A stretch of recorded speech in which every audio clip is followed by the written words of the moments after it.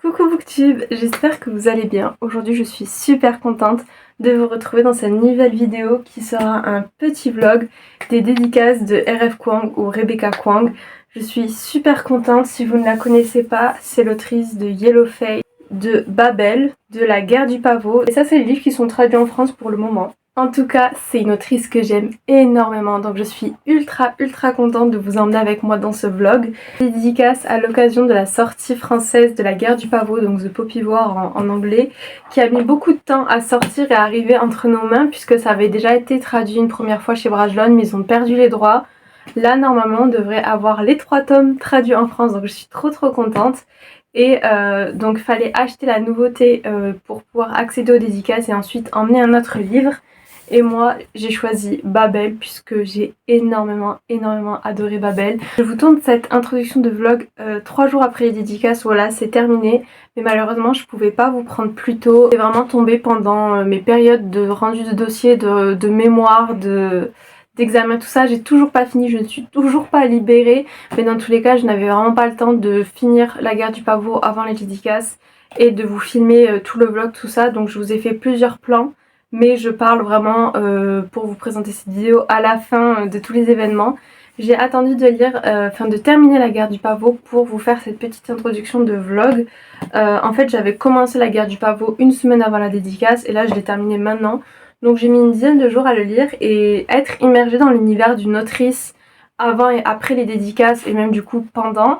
Je trouve que ça donne vraiment un petit charme parce qu'on sait vraiment pourquoi on vient la voir, parce qu'on est en train de lire un de ses livres qu'on adore. Sinon pour les dédicaces, ça s'est déroulé le mardi 27 mai, il y avait une conférence à 17h et les dédicaces étaient de 18h à 20h. Et il n'y avait pas que Rebecca Kuang qui était invitée, c'était organisé par la maison d'édition de Saxus qui publie ses livres, mais il y avait aussi Samantha Shannon et Sarah El Arifi. J'avais trop envie aussi de découvrir ces deux autres autrices, mais malheureusement on était vraiment obligé d'acheter la nouveauté pour pouvoir lui reparler, faire des dédicaces et des livres, etc. Donc j'avais très envie de lire La Guerre du Pavot et ça ne m'a pas dérangé d'acheter puisque ça venait de sortir. Pour les deux autres autrices, j'avais déjà pris l'orange de Samantha Shannon dans ma palle. Et vu que je l'avais pas lu, j'avais pas envie d'acheter le dernier tome de The Bone Season, même si je pense que le premier marchait aussi pour The Bone Season, mais j'avais pas envie d'acheter son dernier livre alors que j'avais toujours pas lu un de ses livres. Et pareil pour Sarah El Arifi. Ces livres me tentent beaucoup, mais j'ai pas envie d'acheter un livre juste pour l'avoir, sachant que j'avais jamais lu ses œuvres. J'ai mis quelques petits plans de ma lecture de La Guerre du Pavot, puisque j'ai adoré ce livre et que j'étais clairement en train de le lire tous les jours avant et après les dédicaces. Je ferai un avis final à la fin de la vidéo. Mais pour vous faire un petit résumé, La Guerre du Pavot s'est inspiré de vraies guerres du coup qui ont déjà existé entre la Chine et le Japon. Et nous on va suivre l'Empire du Nikkan, en fait on est dans l'Empire du Nikkan qui représente la Chine et qui est en guerre contre la fédération du Mugen ou du Mugen qui représente le Japon. On va suivre Rin qui vit dans l'Empire du Nikkan. Rin c'est une jeune femme de 14 ans au début de l'histoire, 14-16 ans en fait, qui est une orpheline de guerre et quand elle était enfant, elle a été adoptée par la famille Fang puisque en fait le gouvernement obligeait les familles à adopter les orphelins pour pas qu'ils ne finissent dans la rue, mendiants, morts, etc. Sauf que la famille Fang n'a jamais aimé Rin, elle servait seulement de femme à tout faire. Et ils vont la marier, ils comptaient la marier quand elle avait 14 ans à un très riche marchand qui leur achetait de l'opium illégalement. Évidemment, Rin n'avait aucune envie de se marier avec le vieil homme qui était le meilleur client. Elle, son rêve, c'était vraiment de passer le concours national qui permettait d'accéder aux meilleures universités et aux meilleures académies du pays. C'est un concours très prestigieux et presque impossible à réussir, mais Rin fait une sorte de pacte avec sa mère adoptive. Soit elle gagne ce concours et elle va étudier à la meilleure académie du pays, soit elle échoue et elle fait ce mariage avec ce meilleur client. Dans tous les cas, la famille Fang est gagnante puisqu'elle se débarrasse de Rin. C'est vraiment un fardeau pour eux, enfin vraiment ils la détestent. Il va s'avérer que Rin est brillante, elle va intégrer la meilleure école du pays qui permet de former les meilleurs militaires, les meilleurs commandants, d'intégrer les meilleures divisions du pays. Et donc on va suivre Rin qui va rentrer dans cette académie, donc l'académie de Sinegard qui est à la capitale. Mais il va se passer plein de choses et des choses assez sanglantes puisque vous le doutez avec le titre. C'est un livre qui parle de la guerre. Et nous on va suivre Rin qui va faire ses études, qui va apprendre les sports de combat, les arts martiaux, qui va apprendre l'histoire de son pays, les stratégies, qui va aussi apprendre la magie, qui va découvrir plein de choses et il va aussi y avoir la guerre. C'était un livre super bien, mais je vous en parlerai à la fin, je vous laisserai avec toutes les images des dédicaces, etc. Sachez en tout cas qu'il y a des gros trigger warnings, c'est destiné à un public adulte. Je vous en dis pas plus, je vous laisse avec les images du coup des dédicaces et de ma petite lecture du livre à côté et je vous ferai un avis pour conclure cette vidéo. J'espère vraiment que ça va vous plaire, donc je vous souhaite une très bonne vidéo.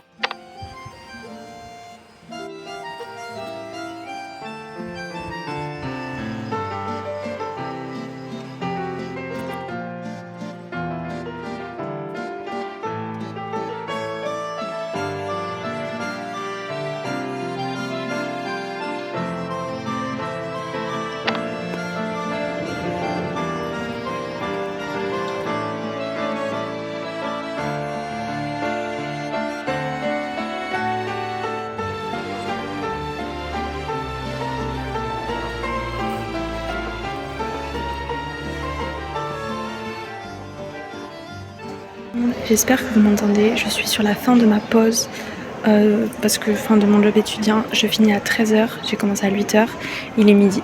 Du coup là il me reste plus qu'1 heure de travail et ensuite à 16 h je vais à la conférence et aux dédicaces de Rebecca Kwong. J'ai tellement hâte, j'ai trop hâte, j'espère que vous m'entendez bien, en tout cas j'ai trop hâte.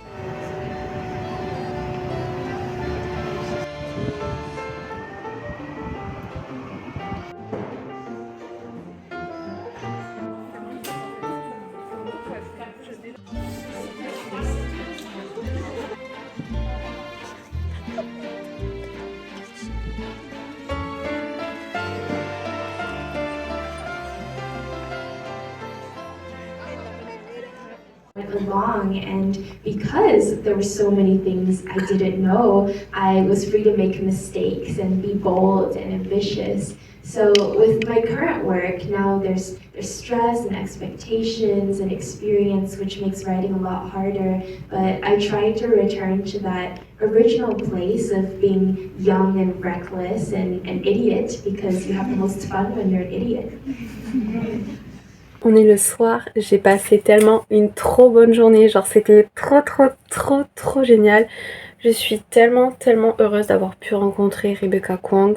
C'est une autrice dont j'admire énormément le travail, j'aime tous ses livres, je suis tellement heureuse de la rencontrer, genre je réalise même pas que je lui ai parlé, même si ça a pas duré très longtemps. En plus je suis trop contente parce que j'ai pu garder les petits tickets, donc j'ai ça en petit souvenir. Mais du coup pour vous raconter, mon ami, on est allé à la conférence et aux dédicaces. Donc la conférence avait lieu de 17 h à 18 h à peu près et les dédicaces de 18 h à 20 h. Et en fait c'était premier arrivé, premier servi entre guillemets, c'est-à-dire que plus on arrivait tôt, plus on était au premier rang. Et ensuite ceux qui étaient au premier rang, ils faisaient les dédicaces et genre après on devait tous attendre que ce soit notre place pour aller aux dédicaces. Et du coup on était vraiment au premier rang parce qu'on arrivait 1 heure en avance, ce qui n'était pas prévu qu'on arrive aussitôt. Mais en fait on a fini ce qu'on voulait faire assez tôt et du coup bah on est allé tôt à la dédicace et franchement tant mieux parce qu'il y avait beaucoup de monde qui arrivait très vite. On a même eu des petits overlays en goodies, genre ils sont trop stylés. Donc il y a ceux de la guerre du pavot de Rebecca Kwong, genre je vais tellement pas l'utiliser en overlay et juste l'afficher dans ma chambre, genre je suis trop contente. Et du coup il y a ceux pour les autres autrices, donc Samantha Shannon pour The Bone Season et Sarah El Arifi pour The Fae Bond. D'avoir vu les deux autres autrices en conférence, j'ai l'air tellement gentille, tellement adorable, ça restait super intéressant et super bien. Je suis trop contente d'avoir pu les rencontrer. Du coup moi j'ai fait dédicacer Babel et la guerre du pavot parce qu'on avait droit à 2 livres et franchement j'ai beaucoup plus aimé ces deux là que Yellowface et je pense que c'est parce que j'ai un attrait plus pour la fantasy que pour le contemporain. Les dédicaces elles sont genre pas ultra personnelles mais c'est pas grave parce que ça me fait trop plaisir d'avoir pu la rencontrer. On n'a pas échangé beaucoup, c'était quand même assez rapide mais on a pu avec mon ami lui dire qu'on aimait trop ses livres, que genre on aimait trop son travail. On a un petit peu parlé de Babel par rapport à tout l'aspect linguistique et Rebecca Kwong est ultra gentille, genre ça se voyait elle était un peu timide.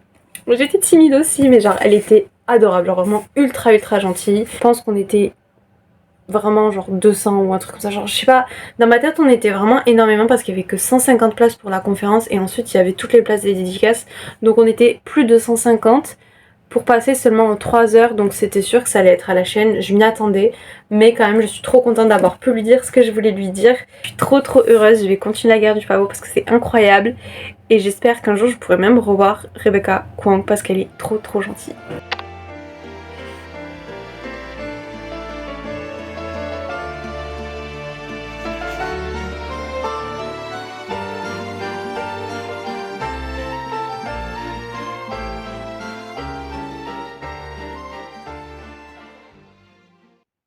En tout cas, j'ai beaucoup aimé ma lecture de La guerre du pavot. C'est vraiment un roman pour 18 ans et plus. Vraiment, il y a eu des passages qui m'ont donné envie de vomir. Il se passe beaucoup de choses assez horribles dans ce livre, mais en même temps, ça montre tellement la cruauté humaine, le vice humain, la guerre, les génocides, et à quel point, en fait, l'être humain peut juste être déshumanisé et faire des choses tellement horribles, et en considérant l'adversaire comme un monstre, se permettre de lui infliger des choses, mais inimaginables. Genre, c'est vraiment inimaginable. Mais pourtant, quand on sait ce livre, ce qui est horrible, c'est que on sait que c'est arrivé quelque part, c'est forcément arrivé quelque part. Ça fait beaucoup écho avec notre actualité, toute cette histoire de génocide, donc forcément, c'était pas le plus facile à lire dans ce livre, mais pourtant la plume est très addictive. L'univers est très simple à rentrer dedans, et je pense qu'il faut lire ce genre de fantasy pour se rendre compte à quel point notre monde n'est pas si éloigné que ça quand on parle de guerre et de cruauté humaine. J'ai beaucoup aimé le personnage de Rin, j'aime beaucoup son évolution. C'est une jeune femme qui est très attachante, surtout au début du livre, et même pendant tout le livre, moi je l'ai toujours aimée. Elle a vraiment beaucoup de force, mais j'aime beaucoup le fait qu'elle a des faiblesses, parce que dans beaucoup de fantasy, on voit des héroïnes qui sont très fortes, et c'est très bien, mais c'est juste qu'elles ont vraiment pas beaucoup de faiblesses. J'aime beaucoup lire des livres qui ont des inspirations asiatiques, surtout pour la fantasy, puisque les univers changent beaucoup de ce qu'on lit d'habitude de fantasy américaine, occidentale, etc.